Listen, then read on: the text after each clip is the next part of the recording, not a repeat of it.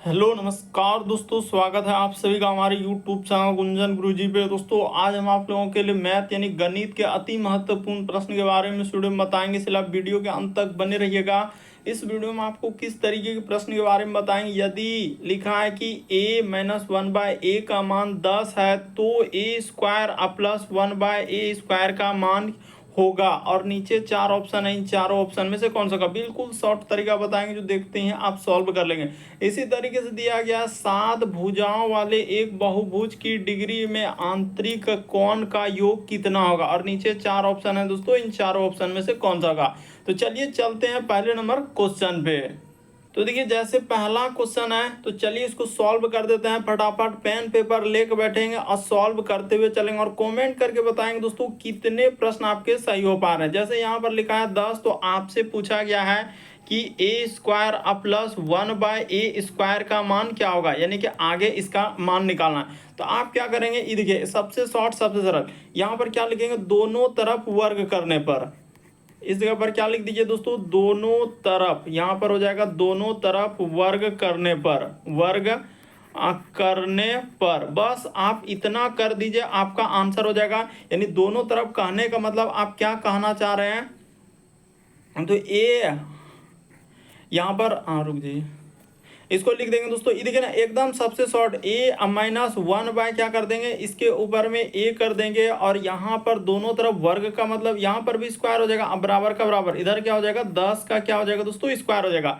तो हो गया सॉल्व, यानी कि a प्लस बी का होल स्क्वायर करेंगे तो a² अब प्लस का प्लस, यहाँ पर क्या हो जाएगा a² अब प्लस क्या हो जाएगा b², तो इस जगह पर b² अब माइनस क्या हो जाएगा दोस्तों 2 गुना का गुना, यानी a और b का मान तो यहाँ पर दिया गया है 1 अब बटा में a, अब 10 का स्क्वायर क्या हो जाएगा 100 हो जाएगा। बस इसी को आप कटा लीजिए, अब आपका आंसर निकल जाएगा, क्योंकि देखिए a से a कट जाएगा, तो कट जाएगा तो यहाँ तो हो गया सर a² अब प्लस का प्लस, यहाँ पर लिखेंगे 1 अब बटा में क्या हो जाएगा a² अब बराबर का बराबर, तो इधर हो जाएगा हम लोगों के 100 अब प्लस ये वाला माइनस जो इधर आ जाएगा, तो प्लस क्या हो जाएगा 2 हो जाएगा। तो इसका मान क्या हो जाएगा दोस्तों, यानी 102 आएगा इसका मान। जब आप लिखेंगे तो क्या आ जाएगा 102, जो कि ऑप्शन नंबर आपका बी क्या हो जाएगा, सही हो जाएगा। काफी इंपॉर्टेंट, कई बार इस टाइप का क्वेश्चन पूछा गया, इसलिए आपको सबसे शॉर्ट सबसे सरल तरीका बताया जो देखकर आप आंसर कर लेंगे। बढ़ जाते हैं अगले प्रश्न की ओर। अगला प्रश्न दिया गया कि समांतर श्रेणी में 5 फिर 11 17 इन डॉट डॉट में से 23वां पद क्या होगा, और नीचे चार ऑप्शन है, इन चारों ऑप्शन में से कौन सा होगा। तो चलिए दोस्तों एक बार ट्राई कर लीजिए। जैसे कि यहाँ पर इसका सूत्र क्या होता है, एक सूत्र हमेशा याद रखिए, ए एन बराबर सूत्र होता है ए प्लस का प्लस, यहाँ पर हो जाएगा n-1 इंटू में क्या होता है दोस्तों डी होता है। तो ए जो होता है यहाँ पर प्रथम पद हो जाएगा, तो ए की बात किया जाए तो ए प्रथम पद यानी कि 5 हो जाएगा। ए के लिए आप क्या प्रयोग करेंगे 5 करेंगे। उसी प्रकार से डी के लिए आपसे कहा जाए तो डी का यानी कि 11 माइनस क्या कर देंगे दोस्तों 5 कर देंगे, तो आपका डी का वैसे होता है क्या अंतर, यानी कि यहाँ पर डी बराबर क्या लिख देंगे, तो ई हो जाएगा 5 घट जाएगा तो 6 हो जाएगा। ऐसे ही देखिए 11 से 5 से 11 पे जाएंगे तो इस पे कितना 6 का अंतर, इसी प्रकार से इस पे चलेंगे देखिए 6 का अंतर, इसी प्रकार से 6 का, इसी प्रकार से 6 का चलते रहेगा। यानी डी का मतलब ही होता है अंतर, तो डी का मान कितना आ गया हम लोगों के सामने 6 आ गया। अब पुट कर दीजिए वैल्यू को, आपको पता चल जाएगा। और 23वां पद कहाँ है, पद का मान भी दे दिया है, यानी एन का मान क्या हो जाएगा 13 हो जाएगा। तो सब चीज दे दिया है। अब ए एन का वही कह रहा है कि 23वां पद क्या होगा, तो ए एन पूछा जा रहा है, तो ए एन यानी कि ए का मान तो आपने कहा है 5 लेने के लिए प्लस का प्लस, एन का मान आपके सामने है 23 -1, और डी तो डी के जगह देखिए अभी निकाल दिए हैं 6, बस सॉल्व कर दीजिए आपका आंसर निकल गया। तो ए एन बराबर यहाँ पर हो जाएगा दोस्तों +5, इधर 23 में से 1 घट जाएगा तो क्या हो जाएगा 22 हो जाएगा ना, 22 गुना क्या करना होगा 6 कर देना होगा। तो चलिए अब इसको सॉल्व कर देते हैं। यहाँ पर हो जाएगा 5 अब प्लस का प्लस, तो 22 गुना 6 दुना 12 करी 2 हासिल रहा, 1 6 दुना 12 1 13, तो कितना हो जा रहा है 132। इसी को जैसे ही जोड़ देंगे 132 5 क्या आ जाएगा दोस्तों 137 हो जाएगा। ऑप्शन नंबर ए क्या हो जाएगा इस प्रश्न का आंसर हो जाएगा। तो उम्मीद करते हैं आप समझ गए होंगे कि इस टाइप के क्वेश्चन आए तो कैसे करेंगे। अगला प्रश्न देखा जाए हम लोगों के सामने दिया गया कि 44 सेंटीमीटर आधार और 22 सेंटीमीटर ऊंचाई वाला एक समानांतर चतुर्भुज का क्षेत्रफल होगा। तो चलिए एक बार देखिए तो करके। तो सबसे पहले यहाँ पर लिखना होगा, फॉर्मूला को हमेशा याद रखिएगा कि समानांतर, यहाँ पर हो जाएगा समानांतर। उसके बाद क्या लिख देंगे दोस्तों, चतुर्भुज। तो समानांतर चतुर्भुज का क्षेत्रफल, क्या लिख देंगे, समानांतर चतुर्भुज का क्षेत्रफल। तो समानांतर चतुर्भुज का जो क्षेत्रफल होता है, यानी यहाँ पर लिखा जाए तो आधार गुना क्या हो जाएगा दोस्तों, ऊंचाई हो जाएगा। आधार गुना क्या होता है हम लोगों का, ऊंचाई होता है। बस यही फॉर्मूला आता है कि समानांतर चतुर्भुज का क्षेत्रफल आधार गुना ऊंचाई। तो यहाँ पर दिया गया 22 सेंटीमीटर हम लोगों का आधार दिया गया है, और 44 सेंटीमीटर आधार और 22 सेंटीमीटर क्या है दोस्तों, ऊंचाई दिया गया। तो वैल्यू को पुट कर दीजिए, आपका आंसर निकल जाएगा। तो यहाँ पर हो जाएगा 44 गुना क्या करना होगा, आधार तो यहाँ पर दिया गया, ऊंचाई दिया गया है, आधार तो ले लिया, अब 22। इसको सॉल्व कर दीजिए। तो देखिए 4 दूना क्या हो जाएगा 8, तो 4 दूना 8 और इधर भी 4 दूना 8, 8 16 करी 6 हासिल रहा, क्या हो जाएगा 1, इधर 4 दूना 8 1 9, यानी 968 आ जाएगा। ऑप्शन नंबर आपका डी क्या हो जाएगा, सही जगह। वैसे भी आप गुना कर सकते हैं ऐसे, 44 गुना 22 कोई दिक्कत नहीं है, आप आराम से कर लिए ऐसे। 4 दूना 8, यहाँ पर 4 दूना 8, इधर करेंगे तो 4 दूना 8, इधर भी 4 दूना 8 जोड़ लीजिएगा, 8 8 16 और 8 1 9, तो देखिए 968 आ जाएगा। तो गुना आपके सामने है, आप कर सकते हैं, आंसर आपका निकल जाएगा 968। अगला प्रश्न देखा जाए दोस्तों हम लोगों के सामने कहा जा रहा है कि अर्धगोले का पृष्ठीय क्षेत्रफल। तो यही तो सबसे मेन है कि अर्धगोला का पृष्ठीय क्षेत्रफल क्या होता है। चलिए लिख देते हैं, एकदम सब चीज आपके सामने रखें और सब क्वेश्चन आपको पता होना चाहिए कि हर एक एग्जाम का। अर्धगोले, यहाँ पर क्या लिख देंगे दोस्तों, अर्धगोले का पृष्ठीय क्षेत्रफल, अर्धगोले का पृष्ठीय, और यहाँ पर क्या हो जाएगा क्षेत्रफल। तो उसने क्या दिया, अर्धगोले का पृष्ठीय क्षेत्रफल हम लोगों के सामने लिखा है 108 और क्या लिखा है पाई। तो अर्धगोले का जो पृष्ठीय क्षेत्रफल होता है ना 3 पाई आर स्क्वायर होता है, क्या होता है 3 पाई आर स्क्वायर। तो यहाँ से कर देते हैं 108 और पाई। देखिएगा ध्यान से कैसे कैसे करते जा रहे हैं। तो ये वाला पाई से ये वाला पाई क्या हो जाएगा दोस्तों, कट जाएगा, 3 से कटाएंगे तो 3 तिया 9, और यहाँ पर हो जाएगा 3 छक 18, यानी 36 हो गया, ई कट गया। तो आर का मान जो चढ़ेगा तो आर पर रूट क्या हो जाएगा दोस्तों, 36 हो जाएगा। तो 36 का मान आपको पता होना चाहिए कि आर बराबर क्या हो जाएगा 6 हो जाएगा। तो यहाँ तक निकल गया। अब अर्धगोले का आयतन पूछा, अब क्या पूछा, अर्धगोले का आयतन। तो यहाँ पर लिख देते हैं अर्धगोले, यहाँ पर क्या लिखना होगा, अर्धगोले का आयतन, अर्धगोले का आयतन, अर्धगोले का आयतन। तो अर्धगोला का आयतन आपको पता होना चाहिए क्या होता है, यानी 2/3 पाई आर क्यूब। क्या होता है दोस्तों, 2/3 पाई आर क्यूब। अब इसी को आप सॉल्व कर दीजिए, आपका क्या निकल जाएगा, आंसर निकल जाएगा। यानी कहने का मतलब यहाँ पर तो पाई को पाई ही रखना होगा और इसमें तो कुछ करना नहीं होगा। तो ऐसे लिख सकते हैं कि 2/3, क्योंकि वहां पर ऑप्शन में देखिए पाई है, तो यहाँ पर पाई का पाई ही रख देंगे। गुना आर के जगह पर क्या लिख देंगे, 6 का क्यूब। तो 6 गुना क्या कर देंगे दोस्तों, 6 गुना 6, इसी को कटा लीजिए तो 3 दूना क्या हो जाएगा 6। देखिए हम सब चीज कर दिए, 3 दूना 6 ही कट जाएगा। अब गुना कर लीजिए तो हो जाएगा 6 दूना 12 और 6 दूना 12, तो 12 12 144 पाए आ जाएगा। गुना कीजिएगा 144 पाए आ जाएगा आराम से। कुछ भी नहीं, गुना तो आपके सामने है ना, 6 गुना 6 कर लें, क्योंकि 3 दूना 6 कटा लिए, तो 6 जाके इधर से कर लीजिए, 6 दूना 12 6 दूना 12, 12 गुना 12 कर देंगे तो 144 पाए हो जाएगा। बस फॉर्मूला को याद रखना, अर्धगोले का पृष्ठीय क्षेत्रफल क्या होता है 3 पाई आर स्क्वायर अर्धगोले का, और अर्धगोला का आयतन क्या होता है 2/3 पाई आर क्यूब होता है। फॉर्मूला आपके सामने लिखा हुआ है। अगला प्रश्न यह करे, यदि मूल जो है एक्स स्क्वायर माइनस 19x और 88 0 एक मूल 8 है, तो हम लोगों के सामने दूसरा मूल क्या होगा। तो यहाँ पर माना, यहाँ पर क्या लिख लेंगे, थोड़ा सा खाली बेसिक बात लिख देंगे, माना। माना यानी कि 2 मूल, तो 2 मूल तो आपको पता होना चाहिए कि 2 को मूल ही होता है, 2 मूल, एक होता है अल्फा, एक होता है क्या दोस्तों बीटा। तो 2 मूल मान लिया, माना 2 मूल, एक अल्फा और एक क्या है बीटा।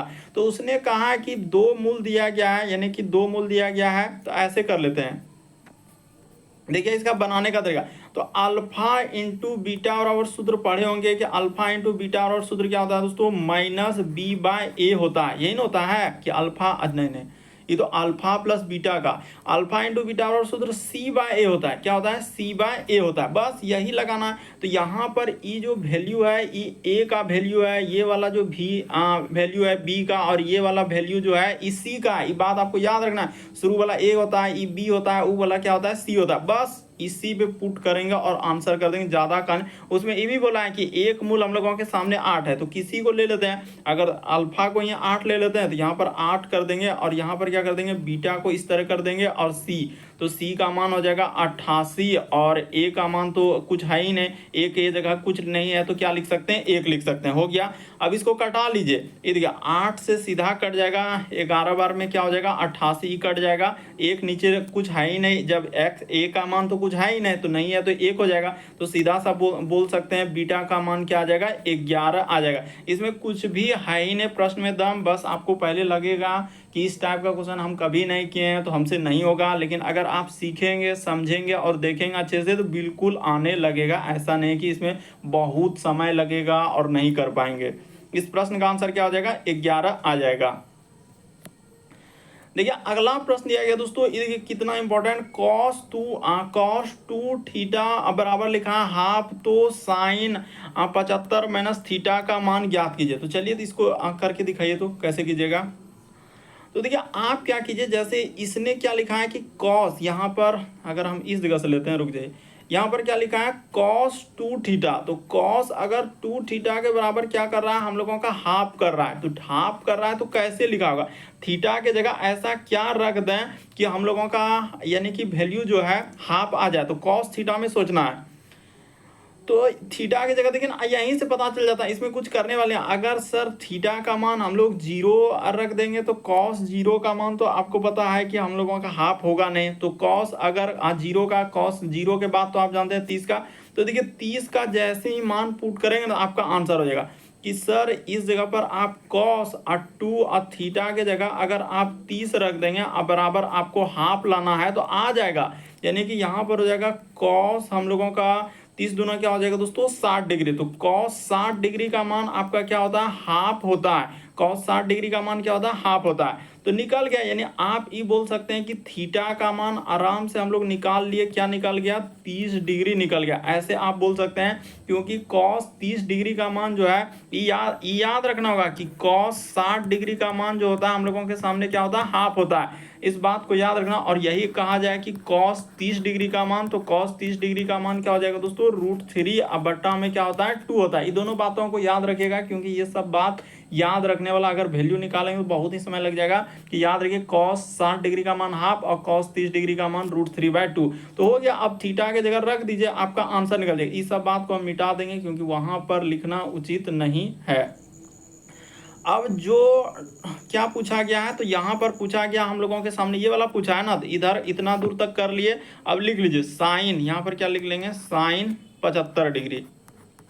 तो साइन 75 डिग्री अब माइनस क्या लिखा है, थीटा। तो आप आराम से कर सकते हैं कि साइन 75 अब माइनस थीटा के जगह क्या रख देंगे, 30 डिग्री रख देंगे। तो 30 डिग्री हो गया। साइन तो यहाँ पर क्या हो जाएगा, साइन 75 में 30 जाएगा तो क्या हो जाएगा दोस्तों, 45 डिग्री हो जाएगा। तो साइन 45 का मान क्या होता है, तो साइन 45 डिग्री का आप बोल सकते हैं कि सर साइन 45 का मान जो है ना हम लोगों का 1/√2 होता है। क्या बोल सकते हैं कि साइन 45 का मान क्या होता है, 1 अब बट्टा में क्या होता है दोस्तों, √2 होता है। इस प्रश्न का आंसर ऑप्शन नंबर बी क्या हो जाएगा, सही।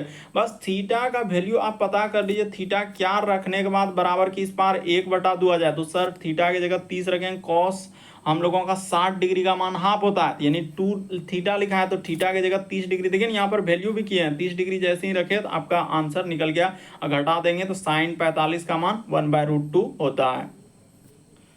चलिए अगला क्वेश्चन दिया हम लोगों के सामने कर है, एक रेलगाड़ी 240 किलोमीटर प्रति घंटा की स्थिर गति से 1 किलोमीटर चलती है। फिर हम लोगों के सामने दिया है कि अगला 1 किलोमीटर जो है 80 किलोमीटर प्रति घंटा की गति से चलता है, तो रेलगाड़ी की औसत गति कितनी है।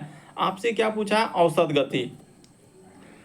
तो आपको फॉर्मूला पता होना चाहिए। यहाँ पर लिख देते हैं औसत। यहाँ पर क्या हो जाएगा दोस्तों, औसत गति। यहाँ पर हम लोगों के सामने औसत गति, तो इसका जो फॉर्मूला होता है औसत गति या औसत चाल, कुछ भी बोल सकता है, वो हमेशा यही लिखेगा कि 2xy क्या कर देंगे दोस्तों, 2xy बट्टे में क्या कर देंगे, x प्लस वाई कर देंगे।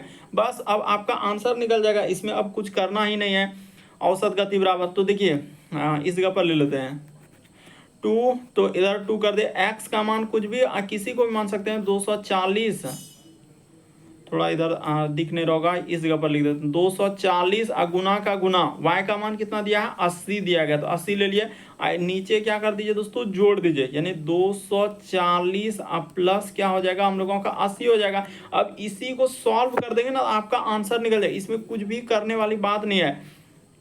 यानी कि इधर हो जाएगा सर 2 गुना का गुना 240, तो 240 गुना क्या कर देंगे 80, अब बट्टे में हम लोगों का क्या हो जाएगा, तो इसको जोड़ लीजिए, इधर 0 हो जाएगा, और 8 4 12 करी 2 हासिल रहे 1, इधर 2 1 320 हो जाएगा। वैसे भी जोड़ लीजिए ना, 80 40 120 हुआ, तो इधर हो जाएगा हम लोगों का 200 और एक 320। अब इसको क्या कर लीजिए, कटा लीजिए, कटा लेते हैं, देखिए एकदम आराम से कटाते हैं। 1 0 1 0 कट गया, ये 8 चौके क्या हो जाएगा दोस्तों 32 हो जाएगा, तो ई कटा दिए, ठीक है। और 4 छक क्या हो जाएगा 24, इस 60 बार में ई कट जाएगा, तो ई पूरा 4 से कट गया, तो 60 गुना 2 कर देंगे तो आपका क्या हो जाएगा 120 आ जाएगा। इस प्रश्न का आंसर देखिए ऑप्शन नंबर सी क्या हो जाएगा, सही हो जाएगा, यानी 120 किलोमीटर प्रति घंटा क्या हो जाएगा, सही हो जाएगा। औसत गति बराबर फॉर्मूला याद रखना होगा कि 2xy, अब बट्टे में क्या होता है x प्लस वाई होता है, बस इसी पे बैठा देंगे, आपका आंसर निकल जाएगा। अगला प्रश्न देखा जाए दोस्तों, हम लोगों के सामने कहा जा रहा है कि वर्तमान में हम लोगों का सीमा और रीमा की आयु का अनुपात 2:3 है। यदि सीमा जो है 6 वर्ष छोटी है, यदि सीमा रीमा से 6 वर्ष छोटी है, तो 6 वर्ष बाद सीमा और रीमा की आयु का अनुपात हो जाएगा। तो इसको आपको करना है, तो चलिए बताते हैं कैसे करेंगे।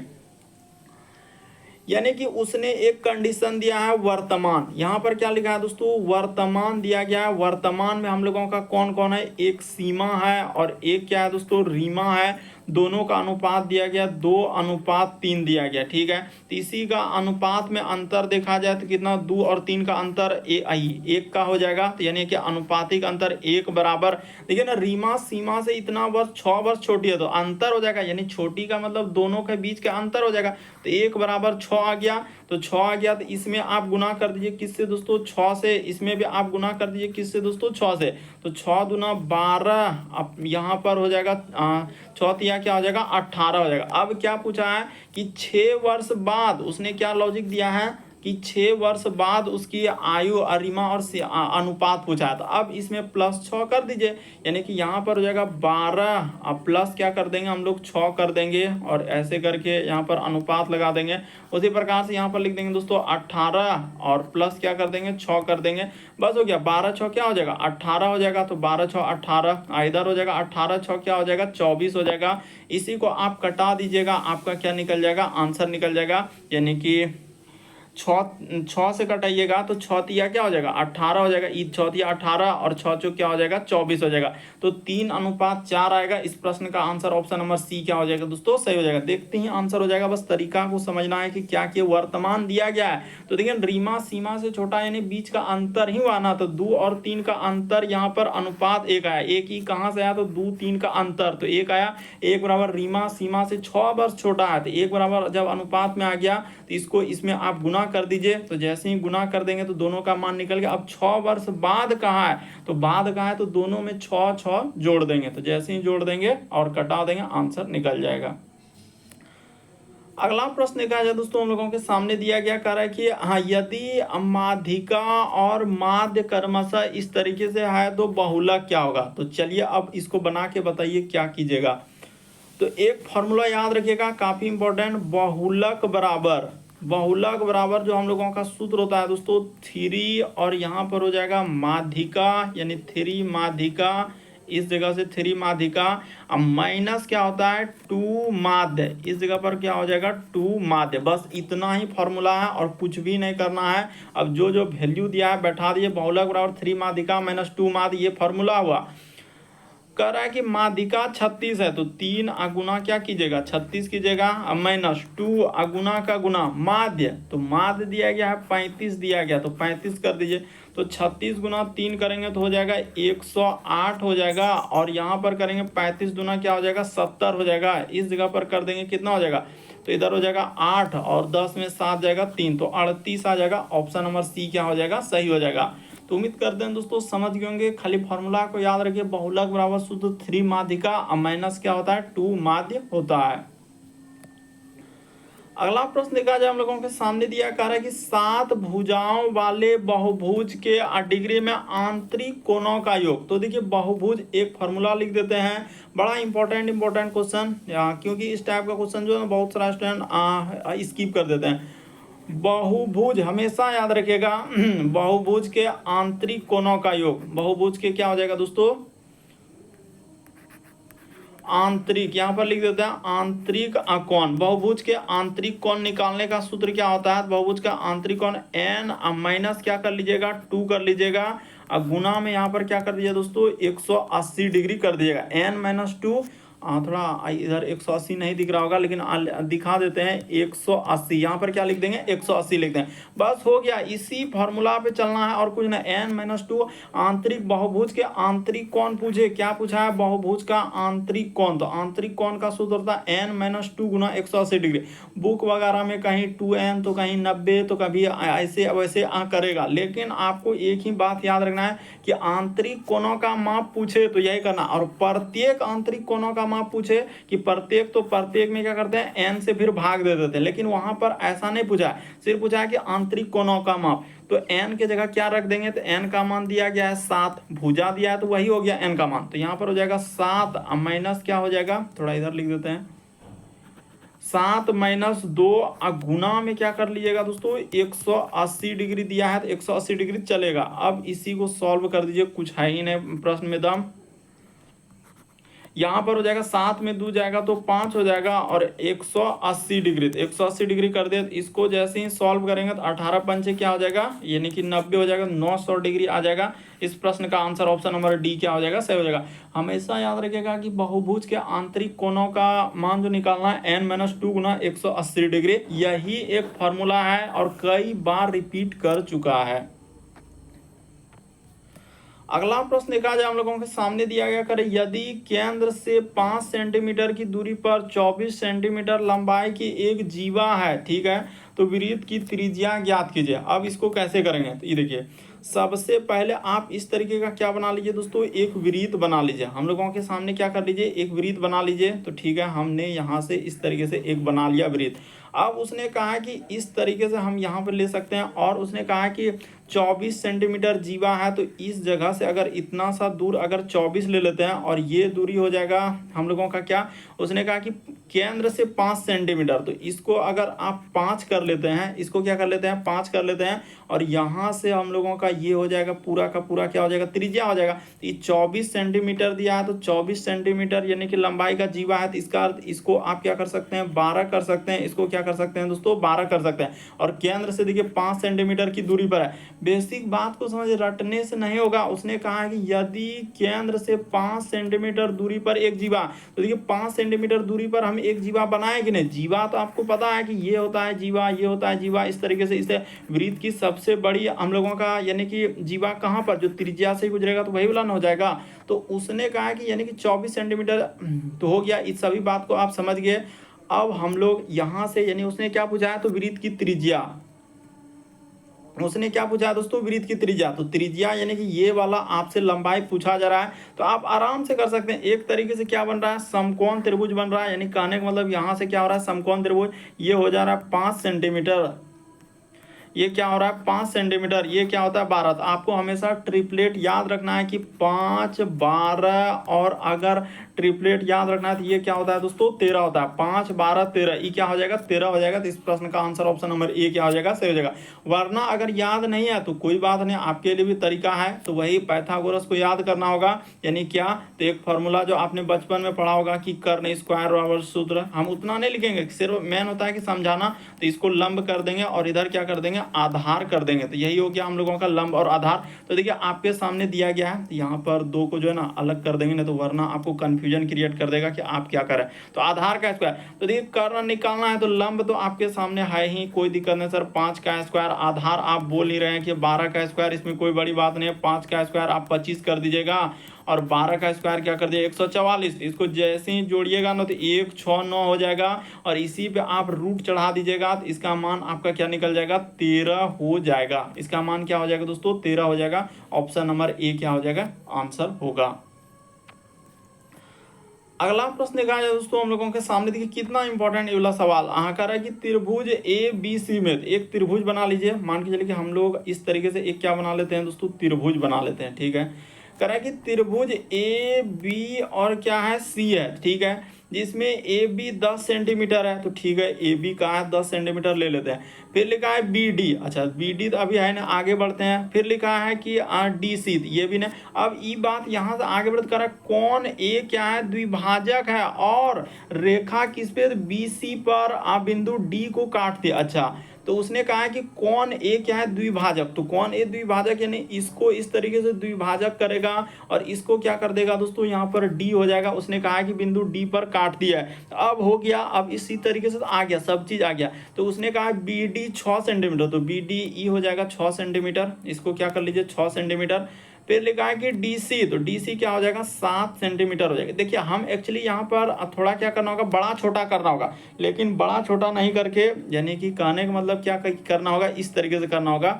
ये वाला रेखा को जो है ना थोड़ा इधर करना होगा, कौन वाला को हम इंडिकेट कर देते हैं कहाँ पर, तो ये वाला रेखा को थोड़ा इधर करना होगा, ऐसे करना होगा। ये वाला को आपको मिटा कर क्या करना होगा दोस्तों, ये वाला रेखा को मिटा, क्योंकि इधर वाला भाग थोड़ा हम लोगों का बड़ा आ रहा है, इधर क्या आ रहा है बड़ा आ रहा है, तो इसको आप मिटा के इधर कर सकते हैं। देखिए त्रिभुज आप किसी भी तरीके से बना, ऐसा नहीं कि अगर हम बीच में कर लेंगे तो गलत हो जाएगा, तो वैसा कुछ है नहीं कि आपका गलत हो जाएगा।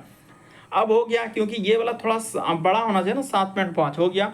तो वही कह रहा है कि रेखा हम लोगों का क्या पूछा है देख लेते हैं, सी ए की लंबाई, तो सी ए की लंबाई क्या करना होगा एक्स कर देना होगा। अब आप आराम से कर सकते हैं। देखिए यहाँ पर क्या होता है कि त्रिभुज जो निकलेगा ना, तो त्रिभुज पे ये फॉर्मूला चलेगा, यानी ए और बी, यानी ए बी बटे में क्या हो जाएगा दोस्तों ए सी हो जाएगा। यानी एक बार ये वाला रेखा तो एक बार ये वाला रेखा, वही कहानी होगा, ए बी बटा में क्या हो जाएगा ए सी। और इसी प्रकार से नीचे जो लेंगे तो हो जाएगा बी डी, इस जगह पर लिख दीजिएगा बी डी, अब बटे में क्या हो जाएगा तो सी डी हो जाएगा, या डी सी कुछ भी कर लीजिए, सी डी या डी सी जो भी करना है कर लीजिए। अब बैठा दीजिए सब मान आपके सामने, ए बी 10 सेंटीमीटर है, ठीक है सर 10, अब बटे में ए सी, तो ए सी तो एक्स हो जाएगा, तो एक्स का एक्स रहने दीजिए। बी डी, तो बी डी कितना है 6 सेंटीमीटर है, और इधर क्या हो जाएगा, हाँ थोड़ा इसको सीधा में ले लेते ना, इधर हो जाएगा 7, अब पॉइंट क्या हो जाएगा दोस्तों 5 हो जाएगा। तो इसको दशमलव को उड़ा लीजिए, सीधा सॉल्व कर दीजिए, दशमलव उड़ेगा तो 1 0 हो जाएगा। और इसको अब कटा लीजिए, अब क्या कर लेते हैं दोस्तों कटा लेते हैं, तो किससे कटेगा, हाँ 15 चौके यहाँ पर क्या हो जाएगा दोस्तों 60 हो जाएगा, और 15 पचे क्या हो जाएगा 75 हो जाएगा। ये देखिए इसको कटा लिए। इसी प्रकार से 2 दूना क्या हो जाएगा दोस्तों यहाँ पर 4 हो जाएगा, और 2 पंचे क्या हो जाएगा 10 हो जाएगा। देखिए हम कटा लिए पूरा का पूरा। इधर हो जाएगा हम लोगों का 2x बराबर क्या हो जाएगा दोस्तों, इधर क्रॉसिंग गुना कीजिएगा तो 5 क्या हो जाएगा 25 हो जाएगा। तो x का मान की बात किया जाए तो 12.5 आ जाएगा। ऑप्शन नंबर डी क्या हो जाएगा 6 हो जाएगा। यानी यहाँ पर आप बोल सकते हैं ना कि 25 कट जाएगा ना, 25 कट जाएगा 2 से तो क्या हो जाएगा, ऐसे आप बोल नहीं सकते हैं कि 25 बटा में 2 आएगा तो 12.5 ही होगा ना। इसको भाग दीजिएगा तो कितना आ जाएगा 12.5 आ जाएगा। 25 बटा 2, अरे कहीं नहीं समझ पा रहे हैं कि x बराबर इस जगह पर कीजिएगा तो 25 बटा में क्या हो जाएगा 2 हो जाएगा, जो कि 12.5 हो जाएगा।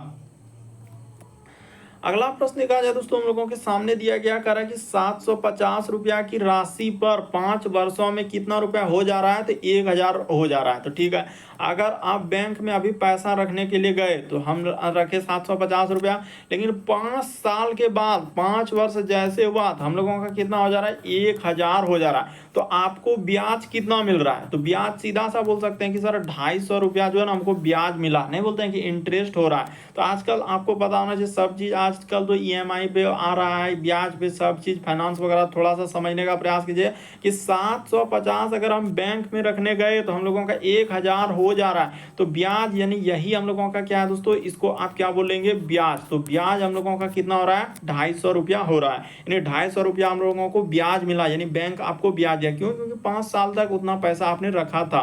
तो अब आराम से सॉल्व कर दीजिए, ये बात बेसिक था, अब हम लोग सॉल्व करेंगे। तो एक फार्मूला आपने पढ़ा होगा, फार्मूला को इस जगह पर लिख देते हैं, हटाइए, यहाँ पर फार्मूला का प्रयोग करके और प्रश्न को सॉल्व कर लेंगे। नीचे कोई बात नहीं, एस आई बराबर से होता है पी गुना में आर, गुना में क्या होता है दोस्तों, टी, बट्टे में क्या हो जाएगा, 100 हो जाएगा। तो चलिए बैठाइए। तो ब्याज हम लोगों का अभी बोले कि अगर 750 रखे थे और 1000 हुआ तो कितना हो जा रहा है, ब्याज हम लोगों के सामने 250 रुपया सर ब्याज मिलेगा, इसमें कोई बड़ी बात नहीं है। पैसा आपके सामने पी यानी मूलधन दिया गया है तो 250, ठीक है। 5 वर्षों में, यहाँ पर 5 वर्ष कर लेंगे, 5 वर्ष। आर का मान निकालना है तो आर हो जाएगा और बट्टे में क्या हो जाएगा हम लोगों का, 100 हो जाएगा।